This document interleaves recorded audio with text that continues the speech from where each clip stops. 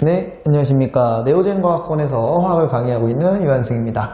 지금부터 대화고등학교 내신 분석 리포트 시작하도록 하겠습니다. 일단 먼저 총평을 좀 하자면 기본 유형의 문제가 많았어요. 그래서 그냥 기본적인 문제 충실하게 풀었고 개념 공부했다. 그러면 어느 정도 풀 수 있는 문제가 있었고, 그 다음에 이제 고등학교 3학년 모의고사나 이제 수능 변형 문제들이 조금 있긴 했으나 그렇게까지 어려웠다고 볼 수는 없는 그런 시험이었어요. 그래서 기본 문항들을 대부분 이제 맞출 수 있게 해주고 고3 문제 변형을 해서 명사 변별력을 주지 않았을까라고 이제 보이는 이제 그런 시험이 되겠습니다. 자, 그래서 뭐 특이사항에서 이제 출제 문항수를 보시면 화학의 유용성이 5개, 그리고 이제 가장 쉬운 부분인데 여기서 5개를 출제했다는 게 난이도를 좀 내리려고 했다라는 게 좀 보여지고, 화학 식량과 몰, 양적 관계 15문제인데요. 이것도 뭐 문제 양 자체는 많지만 엄청 부담스럽지는 않았을 거라고 생각을 해요. 그리고 농도 부분을 못하는 친구들이 굉장히 많은데 농도가 2문제밖에 안 나와서 좀 계산 실수가 잦은 친구들 입장에서는 다소 반가운 시험이 아니었나라고 이제 보여집니다.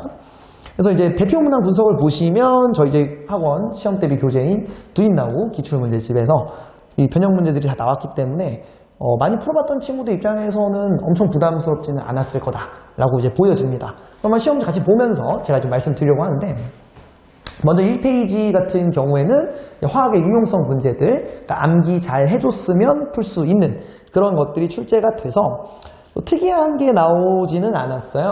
그래서 특이한 게 나오진 않았기 때문에 무난하게 볼 수 있는, 다만 이제 학교 수업을 좀 열심히 들었어야 하는 이유는 뭐 예를 들어 4번 문제 같은 거에 메테인이 정사면체 구조다. 이런 걸 3단원 2학기 중간고사 범위인데 아마 학교에 설명을 하셨겠죠. 그런 것들. 그 다음에 뭐 이제 나오는 니은 보기 같은 것에서 이제 폼알데하이드, 세집 증후군이라든지 접착제, 방부제 뭐 이런 것들. 뭐 시중에 나와 있는 교재들에도 많이 써 있는 내용이긴 하지만 학교 선생님들이 수업을 했냐 안 했냐에 따라서 출제가 되냐 안 되냐도 많이 갈리는 문제거든요.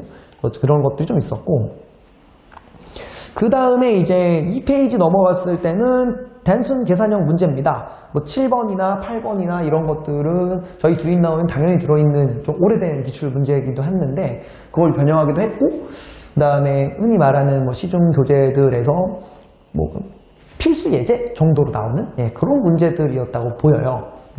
그래서 시간만 엄청 잡아먹지 않았다면은 많이 풀어본 친구들은 이거 숫자가 똑같은데 라고 생각할 정도의 이제 문제라서 무난하게 풀지 않았을까 생각을 합니다.